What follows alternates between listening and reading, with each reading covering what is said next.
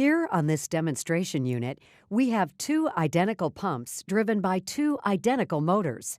Pump 1 is controlled by a conventional motor starter, and downstream on the flow line is a control valve.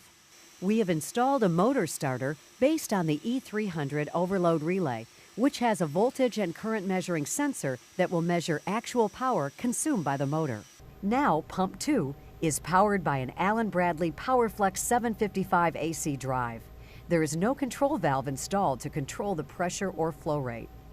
In this PID loop, the PowerFlex 755 controls the speed of the pump to maintain the line pressure instead of opening and closing a modulating control valve. For Pump 1 with the overload trip relay, we'll open the pressure control PID faceplate and adjust the control variable to an initial open position. Hear the loud noise as the motor draws full power from the starter? By clicking on the overload icon on the motor control faceplate, a diagnostics display for the E300 is opened. On the diagnostics pane in this faceplate, the operator can see the actual measured power consumption, as well as data that includes measured current and power factor. Conclusion to Pump 1? Pump ran full power and the control valve was used to adjust flow. Now, let's take a look at Pump 2, using the PowerFlex 755 variable frequency drive for pressure control. We'll open the Pump 2 PowerFlex 755 faceplate. The output speed is set at an initial value, and now we start the pump. Notice how the motor noise is much less than Pump 1? This is because the VFD is only supplying as much power as is commanded by the operator.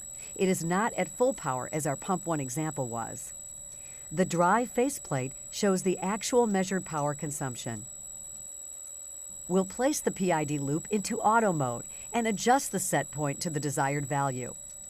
When the PID is placed into auto, the PowerFlex 755 transitions from operator mode to program mode and now accepts speed commands from the pressure controller. On the trend pane of the PID faceplate, we will see the set point step to the new value and the process variable reach the set point value as the motor speed adjusts in response to the PID calculations.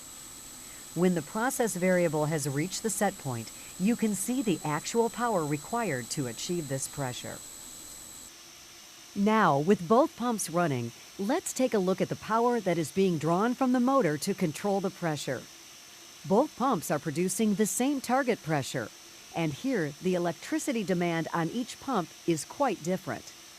See how in this example, Pump 2 with the PowerFlex 755 drive is drawing about a quarter of the power drawn by Pump 1 that is driven by the E300, a 75% reduction in energy consumption.